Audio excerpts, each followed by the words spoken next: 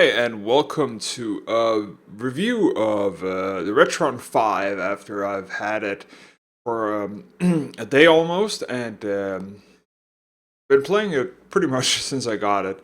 If you haven't seen the unboxing video, please check out the link below. The RetroN5, as just to have a follow-up, is a retro console made by Hyperkin, which is a console that plays more than just the one retro console. Like, for instance, you could hook up your NES if you wanted to. This here supports NES, Famicom, Super NES, Genesis, Master System, uh, Game Boy, Game Boy Advance, and Game Boy Color. And I think one more also, but the 9 in total. It supports all regions and all that, and it has save date if you want some modern things, and it upscales pretty well to a modern TV. Let me show off some of the. I've been playing Super Metroid from back to back, so I've been playing it. I think my time was 6 hours, around 6 hours. I know it's horrible. It's not a speed run. I haven't played it in years. I think it's actually 6 years, maybe 7, since I actually played it back to back. I had some old saves where I was testing something, so I deleted that. I have not used save date. I used original saves. So yeah. And I took some screenshots, which is one of the nice features. These screenshots are actually original size, so they are 256 pixels, which is the original console. As you can see, they are actually looking pretty good. One of the features of it is that you can, well, you have that shitty controller, and I mean shitty. It's not meant for playing. It's great for menu stuff and USB. But playing a game like Super Metroid, you need precision controllers like back in the old days. So I, of course, had the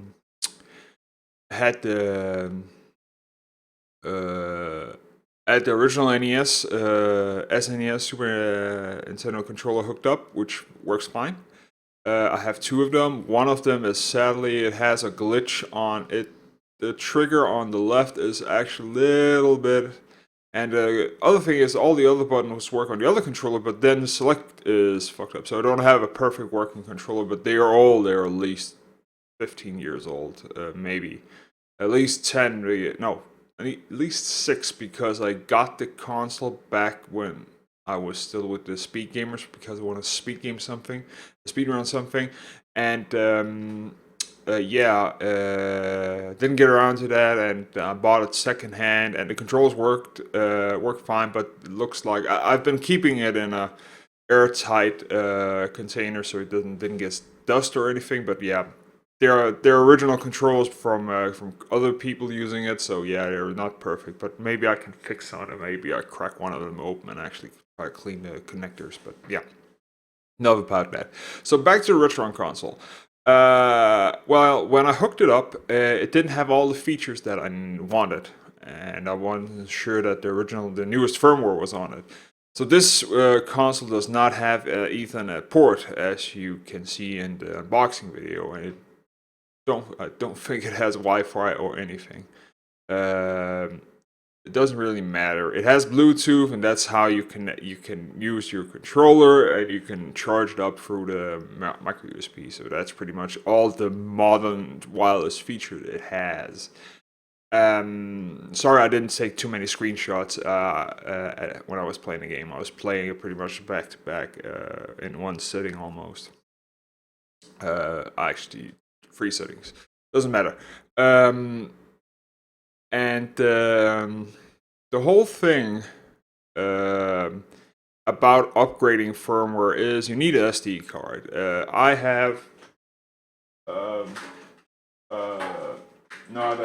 I have an old SD card. Oh, actually here. Oh, I'm actually running from. I have an old SD card from phone, which is a micro SD card. And I have an SD adapter from micro to standard SD, and that works fine at it. Also, I have a USB adapter which just hooks in, and then you can copy your things on top. Actually, I'm reading the files right off the SD card. You don't need a specific speed or anything because I don't really think it does that much. It actually only when it's if you want to save stuff on it. Yeah, that's pretty much fine. But make sure you at least have a gig or a 2 gig card of some kind. The firmware update is pretty weird in my opinion. I would have thought that would be a little bit easier to understand. Well, you go into the menu and you have your firmware settings, but the problem is you don't actually have an update firmware. You have the system information, so you can see what firmware you have. The newest one is 2.2. I think there's a 2.3 beta out. But that's only for testing. I didn't want to have a beta firmware on it. So the thing that I did, I read a little bit online, and it doesn't say that much, but I read a little bit. But you can either download a whole image, and I think that is if you're actually firmware locked or broken your device, you can actually put it into a recovery mode and then boot it from that. Then you download a RetroN5 image, IMG file, and put that on your SD card. It's a couple of hundred megs. But the other one is that you download a bin file. So to download this bin file, you need a copy or an update file from your RetroN, so it knows what firmware you have and you update to. So you go in, you plug in your SD card, you go into the menus, you say, give me an update file, an update request file. It puts that on the SD card, you plug it into your PC, you go to the specific site, which is a really shitty site in my opinion, because it's just pretty much plain HTML. You upload this file here, then you have to put in those stupid I'm not a robot crap in, which the characters look horrible, so it's hard to read. Maybe it's a 5, maybe it's an S. Is it a large character? Because it is actually case sensitive. And I have to try 5 or 6 times until and every time you miss, you have to load the file again. So it's fucking annoying. But finally got the bin file. You plug that, copy that over to your SD card. You hook that into your console and it automatically, instantly, and you don't need to turn off the system with the SD card. The SD card is not like something you plug in and then you hit a click and it actually pushes the SD card. It's just a slot that it reads. So you can pretty much safely plug it in, plug it out, because it actually doesn't read anything from the card other than when you want to save or when you want to low state something, if you've done that on it. So you plug it in, it reads, okay, you're plugged in an SD card. You will see an indicator at let's see here, that's the upper right corner. SD card plugged in, and then it will actually read, oh, you got a bin file, you want to update. It reads the file and say, okay, you can update the firmware, then it updates, reboots, and then it's pretty much it. So that's pretty much that. The slots, when I actually put in the Super NES cartridge, Super Metroid, I was a little scared because I didn't hear a click or something, but I could see instantly if the cartridge is registered correctly, it actually just sees loading loading cartridge from 1 to 100%, then it will actually then say it's done, it's Super Metroid, do you want to load the game? Play the game, so then it boots up. So it's not easy, and you just wank it out. But afraid the cartridges are valuable, in my opinion, for me at least. Or at least some games, Earthbound for instance, almost, if you got a pristine edition, you get a couple $100 worth. So yeah, that's pretty much it. It's simple to use when you set up. The firmware is a bit annoying. Screenshots are pretty much easy to make. If you don't want to use the shitty controller, you can do hotkeys. For instance, do key combinations on your SNES controller, like for instance down start, which is not a command that is used in any game, to pop up the menu, and you can go ahead and take a screenshot and you can close it down and stuff like that. So you can make more hotkeys like this on the original controller, or you can actually, while you're playing, you can have your Bluetooth controller beside you and just click and then take a screenshot. I'm gonna do that, or I did that, because it's a lot easier instead of having those special. Remember also those hotkeys you actually put in. But you can do that. It's up to you. In my opinion, so far, I've been playing it on my 50-inch plasma TV, which, well, it's a couple of years. It's not a 4K. It's just a regular HD. I have a surround sound setup. The RetroN5 goes through HDMI into my surround sound setup. It passed through in full HD without messing it up to my TV. And I can't see any input lag, because that's another thing that they are saying. If you are gonna play games on this here, you need a TV that has a game setting or a game function on your TV, so it reduces the latency between the console and your TV. Because if you have a TV that might be a little bit iffy, there can be a high latency on it, even though it's not the console's fault. Plasma has always had really low latency for me, at least, and I've never had problems. This here was specifically one of the best TVs. It's a Panasonic VT. I think it's a VT20P or something. Can't remember. And I specifically read a review about it for gaming. They say this is the best plasma TV for gaming and for movies. This is the best all around. It won plenty of rewards back in the day when I bought it back in 2011, I think. So yeah, and that's why I haven't had any issues. So remember, guys, if you want to pick up a console with this, and this is pretty much with any retro, and you upscale to it, remember there are some latency things you need to consider, especially if you have any TV issue, because make sure you check the settings at least if your TV supports this, or read a little bit about it on the web if you have check out somebody else has the TV before you buy this console, or before you hook it up, and maybe you want to use it on another TV. So latency can't be an issue, but I haven't had any issues. There are many settings in the RetroN that I haven't checked out yet. There is functions to do patching on a console. Put patches up on the game. If you have a cartridge, you can load a patch, for instance, and cheats also if you want to do that. I'm not that type of guy. I just want to play games, but it has plenty of functions for everybody, and yeah, I can only say for me, I got back into. I bought this console because it's cheap. It's around $170. US, and I got it for around that price, pretty much, including shipping. So the whole thing here is that I wanted to play old games again, and I wanted to play on the cartridges. I have my cartridges. I don't have that many. I'm planning on collecting some of them. I actually have a couple of friends on a forum where I posted up a list that I wanted, and they've been giving feedback where I can actually buy them for cheap. And there's a store over in California that I might check out, and eBay, of course, but eBay can be expensive, especially the list that I have. Some of the games are pretty hard to find, or not hard to find, but at least in high demand.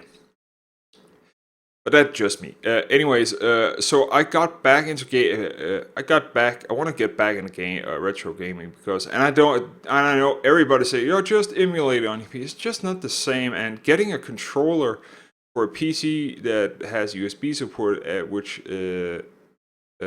works really good with emulators, is just a pain in the ass, as much as it is getting original console to work on a TV. So, and I wanted to relax just like I did back in the old days, sitting in front of a TV, in your chair, on the floor, on a couch or something, and just playing your old games. So I did a little bit of digging, and all of that was pretty much saying, well, if you want to use your original console, which I had, and I thought, well, I'm going to use that, why not use it when working fine?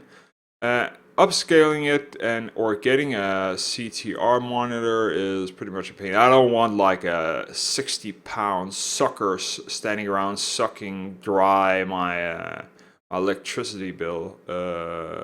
So yeah, and those are really hard to find. They're all from right. And you need a Sony Vega if you want something quality.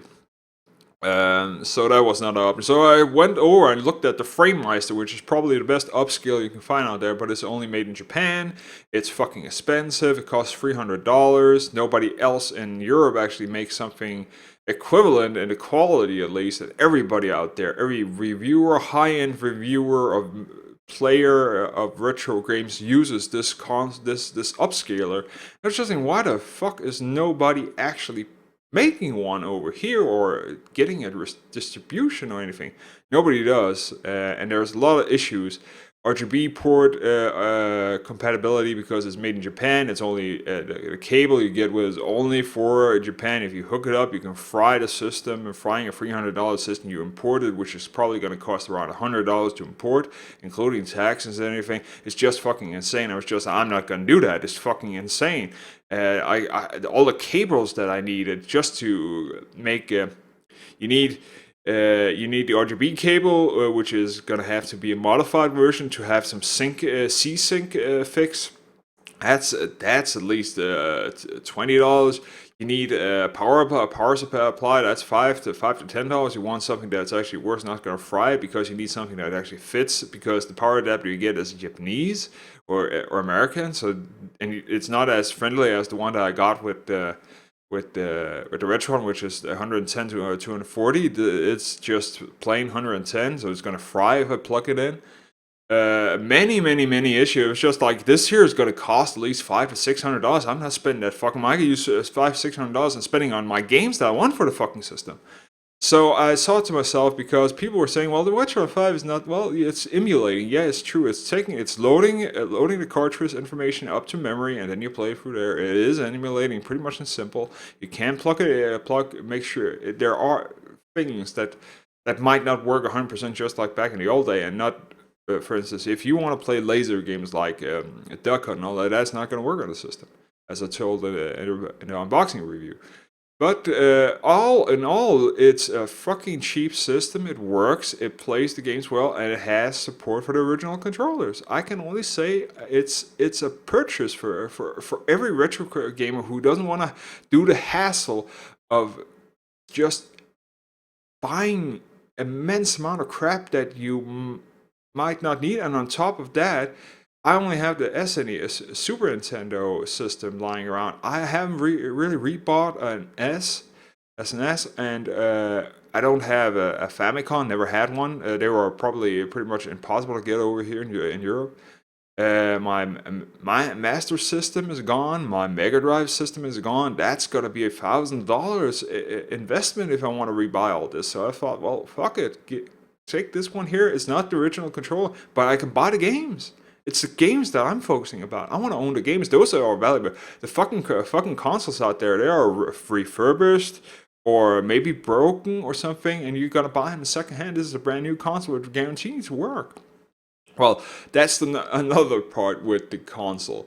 This here is not what I will call high quality build, especially since the first console that I got, as I told in the unboxing, this is the second one I actually got, was broken, and that was some motherboard issue. Some cables weren't actually working. I think the power wasn't working also, because I actually thought there was no LEDs on the system, but actually when I plugged this one here, it actually was blue and all when I powered it on. I can see the lights. The other console I had, well, it didn't do that, so it was pretty much broken. And I've seen other people, at least two, saying they also got out-of-box, dead-on-arrival consoles. And that's a little bit disturbing. I don't know where they actually, what's it called, assemble these here, but I will definitely say they should definitely look into assembling better. I think actually someone had a working console, but the problem is he opened it up, and because he wanted to check it out, he was an electronics expert on top of that, and he could see the motherboard for the back ports, the HDMI and all that were actually not connected, or was connected and all that, but there were no screws, and the bolts for holding the board wasn't there. So he asked Hyperkin to send him some, and he plugged it himself. Me, I don't do that shit. I don't want my warranty to work. I shipped it back. I want a refund, and then I got this system here. This is actually working. So be careful. Make sure. I would not recommend Europe. There is no official retailer in Europe for Hyperkin, at least. It's American only. It's third-party sellers who actually sell it. Make sure you have or buy from a seller locally in your country at least. Because if you have to return it, it is a fucking pain to have to reship it out of country. It's freaking expensive. I'm gonna take a $25 hit on it because I actually bought it in Germany. And I said, well, I don't want to repair it anymore. Fuck it. I found a retailer at home. I want to buy it here. You just give me my money. And I'm going to do that. And I'm going to get my money back. And the retailer here had free shipping on top of it. And I got it not the day after, but Saturday. And a miracle happened. The post office actually worked. So I got a package on Saturday, which is pretty much impossible. Over here, at least. So I got that, it worked, and I can get free shipping back in a day, and then they can give me a new console in a day. So it's a lot quicker, it's a lot less hassle. Not that the shipping is piss poor in other countries, just like you have to use UPS, DHL. They are pretty cheap when it comes to company-wise, but for private people, I paid 31 euros for shipping the one back, and I'm gonna only get like 10 euros back on it. He's gonna refund. Thank you for that, but that's still a 20 euro or around $25 hit I'm gonna take, and I'm not too happy about that. But yeah, life sucks, and I was unfortunate to get a broken console. So just FYI, the build quality can be a little bit iffy. From my experience, you could have gotten a perfect system working, and when it works, it works. So that's pretty much my review on this. I'm gonna try and get some more games. I have Secret of Mana running around. Also, I'm gonna check that out. And then I'm just gonna have to rebuy a lot of games because I only have 2 original games. That's Super Metroid, which I played, and Secret of Mana. I have both of them in boxes. Actually, I paid a shitload of them. I've paid almost, I think it was $90 for Metroid. But that also had the original manual and a comic book, which it came with it. And decent condition. The box is shit, but the comic is actually really good. So yeah. Yeah. That's pretty much it from me. Please check out the unboxing video. Please like this here video. Subscribe if you want to. Help me out in any way. Give me some feedback. And check out my other videos just for support and giving me a pat on the shoulder that I'm actually doing something worthwhile. I'm not making money on this. I'm never gonna. I have a separate job that I love and I want to do. I just do this for fun because I'm a gamer just like you. Bye.